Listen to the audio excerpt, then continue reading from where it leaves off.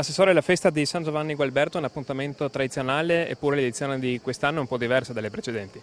Beh, è un appuntamento tradizionale e come tutti gli appuntamenti tradizionali deve anche aiutarci ad affrontare le novità. Le novità sono l'assorbimento del corpo provinciale di polizia all'interno del corpo forestale regionale, ma credo che siano anche le scelte importanti che abbiamo messo in campo in quest'anno con la conferma del corpo forestale regionale, soprattutto per le scelte di politica forestale che intendiamo mettere in campo e anche con un investimento con nuove persone che vengono assunte, circa 10 persone di un concorso che aspettavano da molto tempo di venire assunte nel nostro corpo forestale, quindi con delle scelte da un lato nuove ma anche con la rinnovata convinzione che il corpo forestale regionale può svolgere un ruolo non solo attivo ma assolutamente propositivo e fondamentale per la gestione forestale, per la tutela ambientale e mi permetto di dire anche nel rapporto con i nostri cittadini per il corretto approccio all'ambiente.